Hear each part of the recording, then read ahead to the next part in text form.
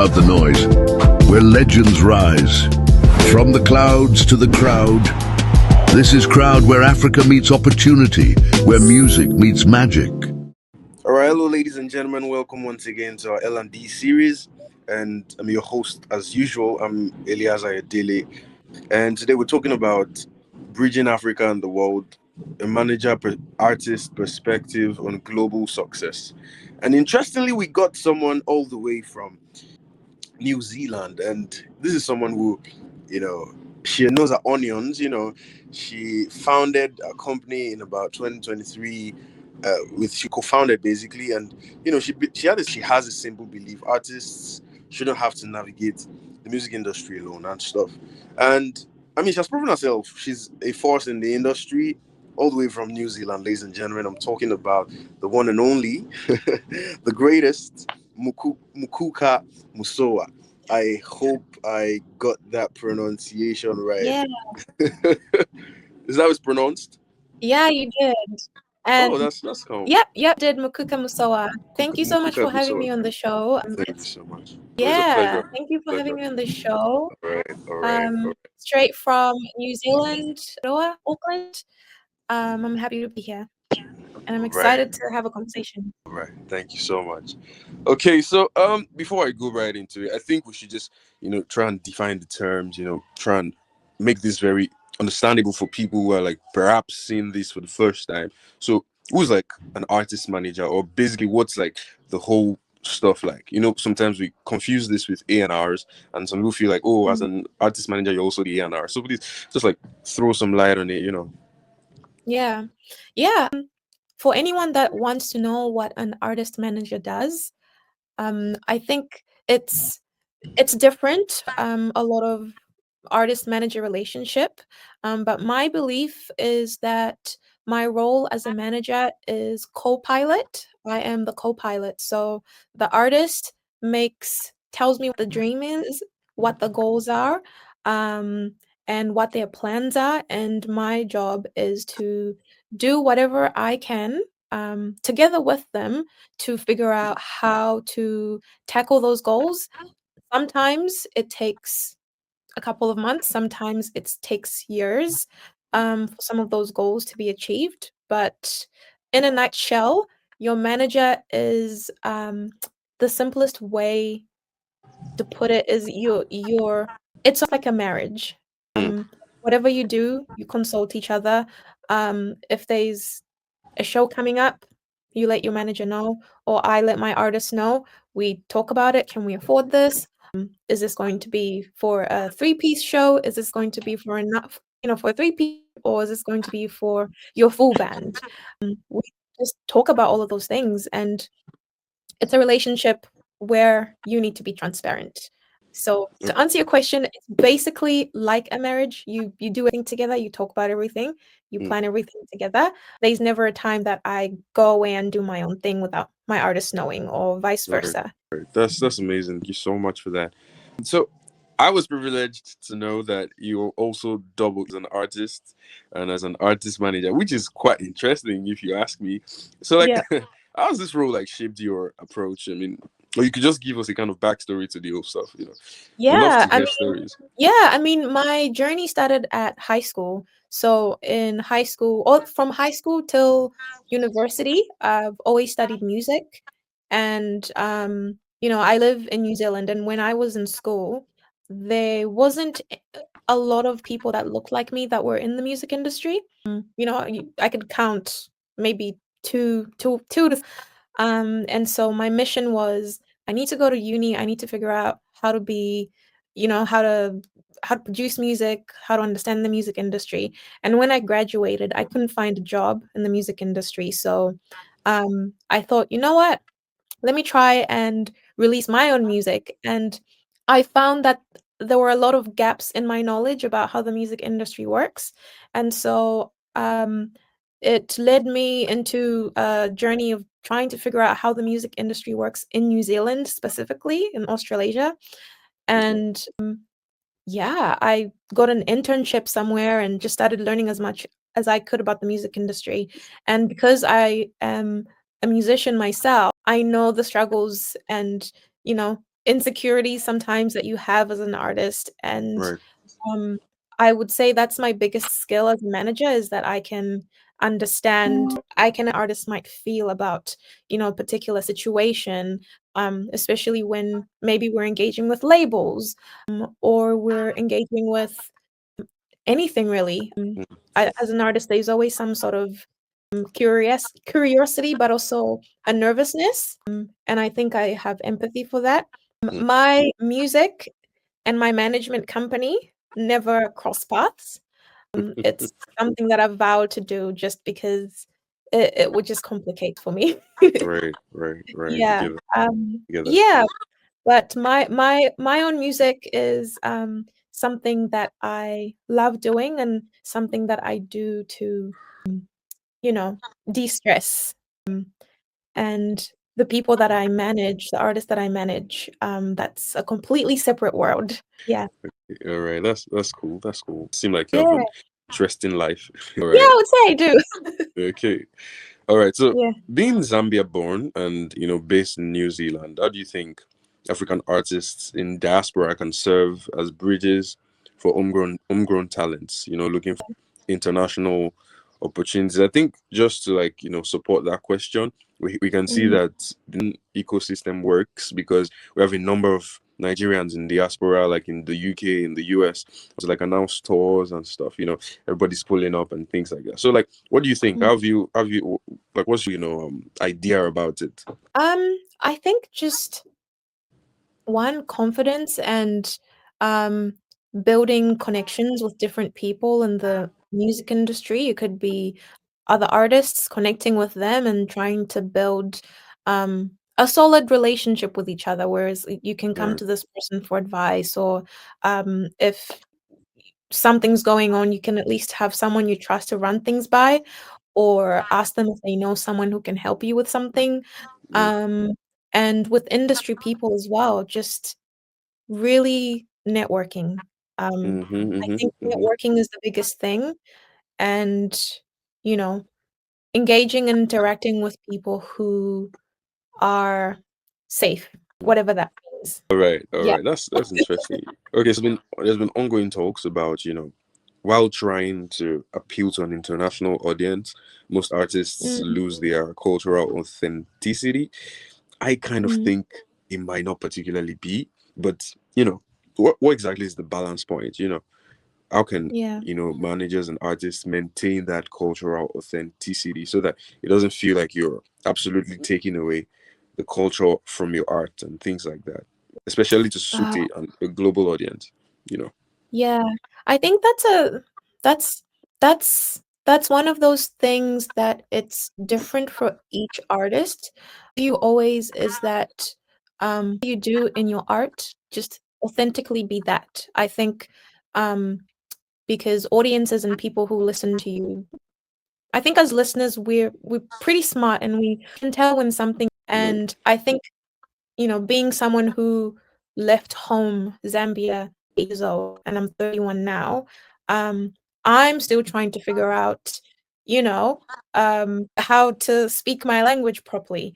And Right. so, if I was an artist that's trying to be authentically Zambian, whatever that means, if I'm singing in Bemba, like you can tell that I am not, you could tell that my language wouldn't be my strongest Right. thing, Right. and Right. so, Will um be more of your soul. yeah, yeah, and so it's different for every artist, it depends where they are, whether they're back, whether they're in Zambia, in Nigeria, Kenya, wherever they are. I think you and your team, if the goal is to be authentically yourself, I think that's it. Everything else kind of falls into place somehow Right. as long as you're just authentically yourself. That's Yeah, that's some PowerPoint there. yeah, if the art is about, empowering women, then if and that's who you are in your real life, it'll easily translate in your music. Right. It's not, Right. people can tell, you know? Yeah. That's okay. So Mm, I have this interesting question, which is like a kind of cliche one, I think. So what mm, lessons have you like picked, navigating the different music ecosystems. I mean, from Africa to New Zealand, what's like bridging that, like helping African managers solve challenges like funding, Mm, representation, and touring across borders. And yeah. the reason I'm asking this is because, sorry, I'm like really spreading on the question. You know, No, no. there's this issue of touring that, although yes, it's unspoken of, but we both know that, or we know that, touring is not particularly the easiest, especially because of transportation routes and all of those things. So, what exactly is being worked? I don't know. Just talk Mm, about it. I mean, yeah. Honestly, I can't speak so much on, funding and what's happening in the continent of Africa, but what I can speak about is what I have learned in the music industry here in New Zealand, specifically for African artists. I think that in New Zealand, out of I've done a lot of research about getting access to funding, and I think New Zealand is a very good place when it comes to how the government supports local music. For example, there's NZ on Air, who what they're about is putting local music, film, documentaries on New Zealand television and radio. And right, so, for example, artists can apply for $10,000, and that can go towards recording a song, a music video, and publicity. right, And yeah, and so a lot of artists of African descent here in New Zealand do qualify for that funding. okay, And, they have access to that funding, but I think the gap they still trying to fill is access to take music from New Zealand to Africa. For example, I manage a Nigerian artist called Chinonso, and he's gotten funding, NZ on Air funding, for a music video that came out on the 26th of September, okay, and that has been great. And he's been nominated for a Silver Scroll Award, which is great, alongside his producer and collaborator called Maswell Q, who's okay, also Nigerian and is trending on TikTok as as the uh, the what is it? The rap scientist. All of artists who are from the African diaspora do have access to funding here in New Zealand. But the gap again is how do we then take them back to their, especially when it's time for them to tour, which is very hard. very hard. You know, it's very hard. It's hard on the band, especially the artists are funding the projects. All right, thank you so much. Mm. Yeah, I think that was pretty encompassing, right? Yeah. So I think I have a question. Perhaps while I ask this, another question pops in my head. You Yeah, know, please ask more questions. I'm enjoying the conversation. I all hardly right, get a chance to talk, so this is all great. right, all right, all right. Yeah. So the music industry worldwide faces persistent issues such as pay, gender equity, and access to opportunity. I think this is like a very big stuff. While there are steps in place, to curb some of these, we know that it is still very much in its formative processes. I mean, even the best of systems, they rip off a lot of people. They rip off a lot.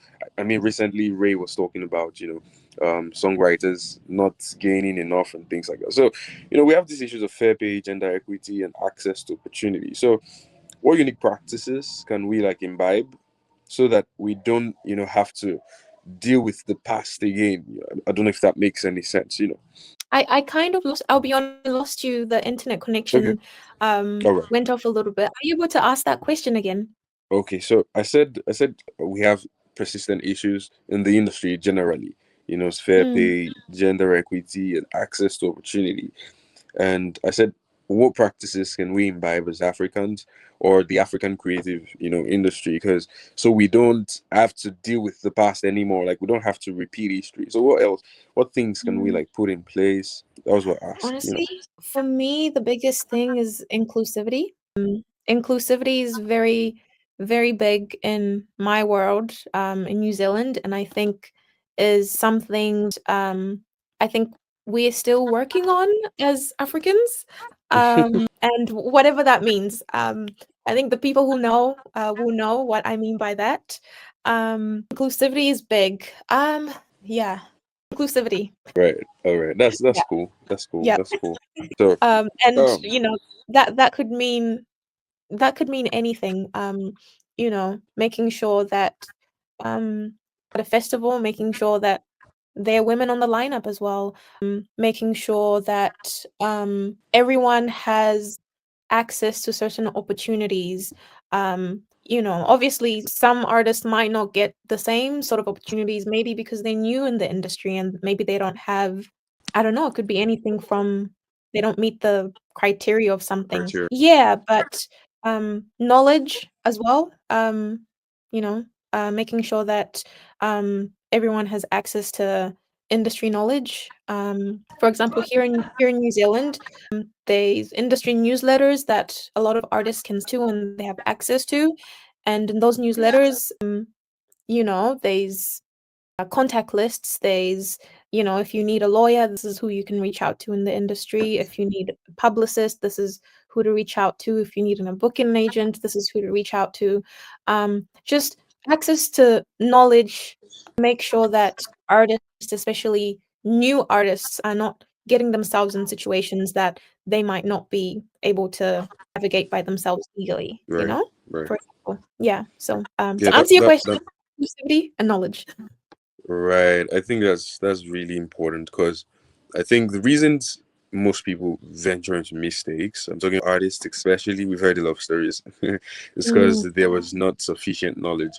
And yeah. I believe that artist managers are there most times as like advisors, because there are a number of times the artist is just all emotional and is not is not thinking straight in quotes. Mm, And then there's someone there to like, bro, look at this. Are you really interested in this? So I feel like most artists that do not have managers, I'm saying mm, this to compliment you as a person.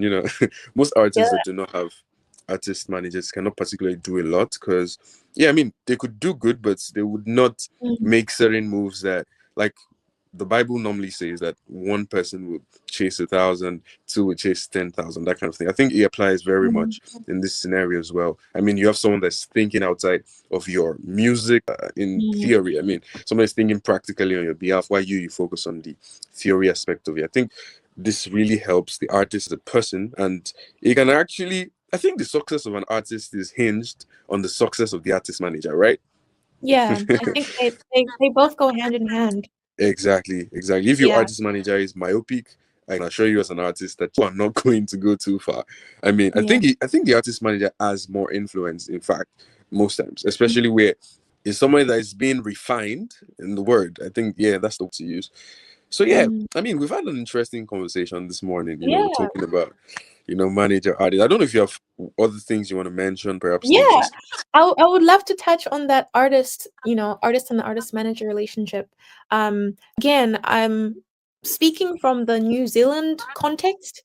Um, I I believe, or at least here in New Zealand, I believe that a lot of artists actually need managers, and what a lot of artists need is to build a team.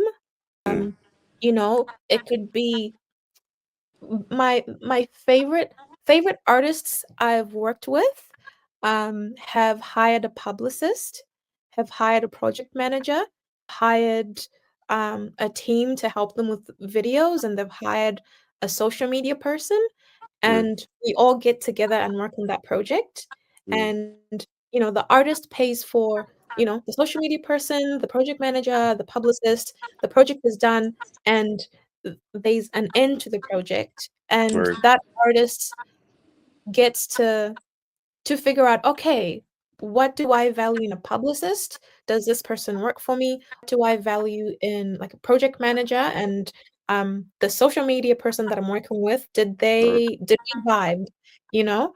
Um and as a manager and a project manager, my favorite projects have been short term, and mm, that's not to right, say I haven't enjoyed, the work I do with my artists, because I manage 2 artists.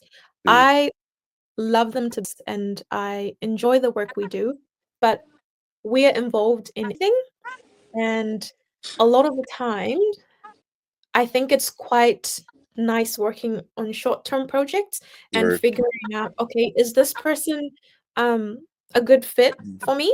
Would they be a great manager for me? And a lot of the times it's hard to know that from the get-go.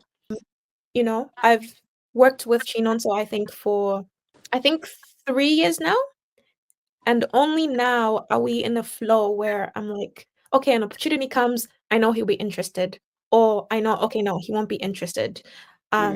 And we before he released his first EP, we had I think we were in communications for a year, just getting Yeah. to know each other, making No. plans, before we signed any agreements, because again, going back to that idea of when you're in a artist-manager relationship, it's basically like a marriage. You sign a paper, you say, "Hey, we're working together, and I if we legally want to take get out you. of." Yeah, yeah, and if we want to get out of this agreement, they are certain things that we have to go through, Right. because losing an artist or losing a manager is a very hard thing, and I've been through it twice. Mm-hmm. And I highly, highly recommend artists to, interact with whoever want to be their manager for a year or 2 Before. before getting into anything.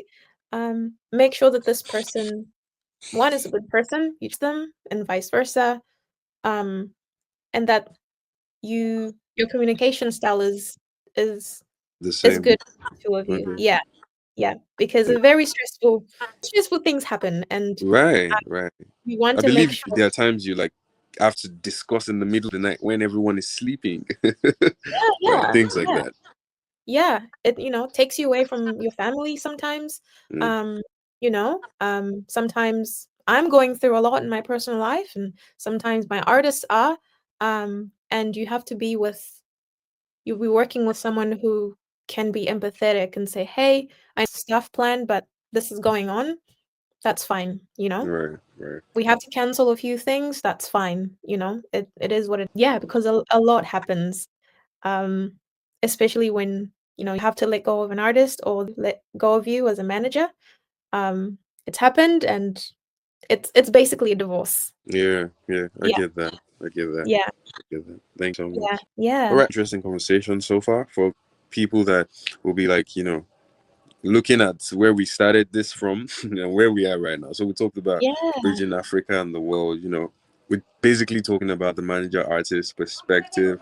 And, we talked about approaches, how African talents approach global markets. We talked about, the Africans in diaspora and how they are helping the culture, Mm, be how they're helping the pushing of the culture, even, you know, maintaining cultural authenticity, the disparity in music ecosystems and how to solve challenges.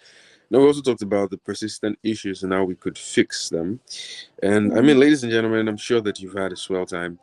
Uh, is Mukuka your first name? Yeah, Mukuka. All right, so Mukuka has helped us. She's given us a whole of things to think about and read about and learn about, right? So, Mm. guys, we'll be ending the series here. I mean, if you have questions, you could always reach out to me, and I send your questions down to her. We get the answers and send them back to you as well. This is where we shall be ending this episode, ladies and gentlemen. See you in the next one. Do have a nice day. All right.